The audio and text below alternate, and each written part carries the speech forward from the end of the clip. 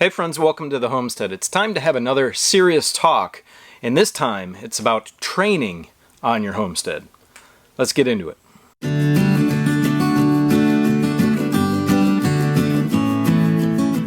Now when I'm talking about training yourselves to be more self-reliant. But for my Christian friends, including me, I'm talking about also training yourself up in the way of God's Word.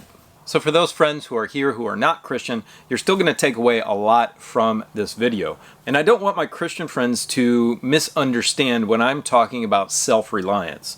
Self-reliance is taking your reliance off of any governmental entity, placing it on yourself, and more importantly, on God first. I just wanted to clarify that so nobody misunderstood me. And here's why I'm saying train now, is because, friends, I don't see things in our world getting any better. And that is not a defeatist attitude or a depressionary ideal in my head. It's just what I see being reality and linking that with my understanding of God's Word. And even for you friends who are not Christians, I think you see things that are going on in the world that are absolutely insane, and maybe more so than it ever has been. And then at the same time, for my Christian friends, you know in the Bible that things will get worse right before Christ's coming. So I want you to train now to be more self-reliant, self-sufficient, and that is going to help you through those times when things are going to get really out of control. If you're living in the cities now, you know that is happening at an accelerated rate. We moved from Houston. I loved Houston. Houston was great to me and my family. I have a lot of friends who are in Houston. Houston is quickly becoming one of the most violent cities in the United States. And wherever you have a big concentration of people, that is going to happen. But the number of instances is going up. And the news that I see are in areas that I used to frequent, which were nice areas. So I need you to concentrate on learning skills for self-reliance. I need you to concentrate on breaking those bonds that you have back to any government entity. So what I mean by that, or non-governmental entity, but what I mean by that is getting out of debt, breaking those bonds of debt to any lender, because in the end, if you default to that lender, if you can't pay your bills, who are they going to tell to come get you? It's a governmental entity. So in my mind, breaking all those bonds is the best thing to do. But at the same time, you need to learn the skills to be able to take care of yourself and your family out here. So if you believe in the advent of Christ, which means his return, then you have to be thinking about, well, when could that be? Well, the Bible lays out signs for when that could be. Not the time of day, not the day, nor the hour, but it lays out signs. And once those signs are increasing or in place or have passed, then you know the soon return is coming nearer. Now, does that mean I'm going to stop living my life here? No, because I live for him and I live for my family. So I'm going about my business, but paying attention to when, paying attention to the signs of potentially when. And that's one of the reasons why we moved here. Does that mean we are completely disconnected yet? No, and I don't want to be completely disconnected. We need to be interacting with all of those around us. We don't need to be hobbits hiding, because that is not the point. The point for us is to be self-reliant out here, reliant on our Creator God, and then bringing that message to those who need to hear it. And if you're going to bring a message to somebody, that means not hiding in a hole. So I know quite a few people in the preparedness community who need to up their skills because they are still in the city, they are relying on a small bug-out bag, and they don't understand how bad the lockdown on cities will be in the time of the end. So even if they're able to get out, hunting animals or foraging for food is going to be extremely difficult. Some places easier than others. Of course, if you're in a tropical situation, you got fruit growing everywhere.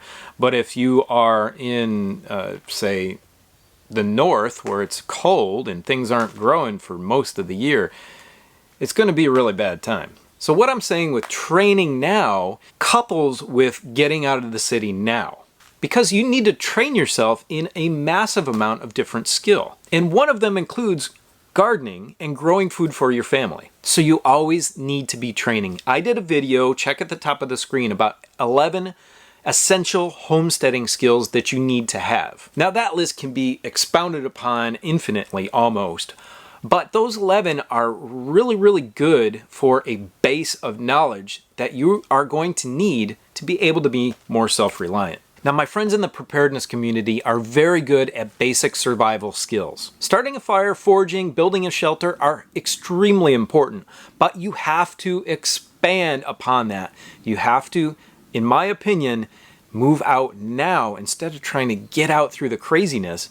Get out now while the getting's good and teach yourself these types of skills. Basic building skills, mechanical skills, learning how to find water and store water, all of the above, you need to start training now. So additionally, what I'm talking about with training is training yourself to not be of this world. Now, my Christian friends will probably know what I'm talking about here, but for everybody else, I want you to start tearing yourself away from the needs of the world, right? So we don't go to the nearest big city, which is Tyler, Texas, very often, maybe still once a week, maybe every 2 weeks. So that's cut down on our gas bills, that's cut down on the wear and tear in our vehicles and all of that. And that's because we have a lot to do here, but that work comes from being self-reliant and building this homestead. It also helps with the budget because gas is getting pretty darn expensive. So along with this training also comes acquiring the tools you need for that training and you need for upkeep.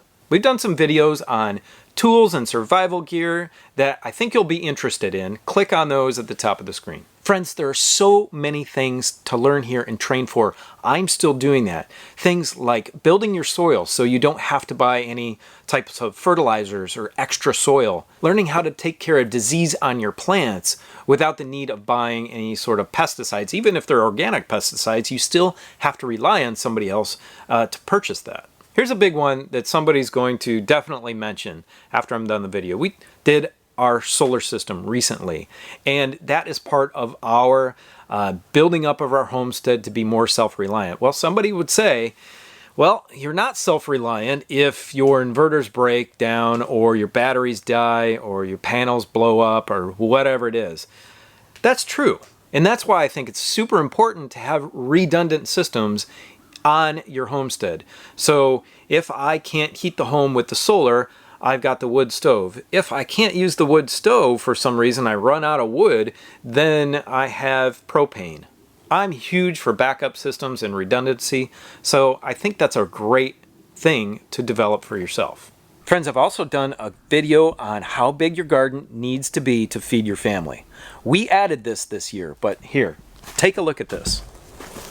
Now, you can grow a lot in Texas almost all year round, but currently there is nothing growing in my garden.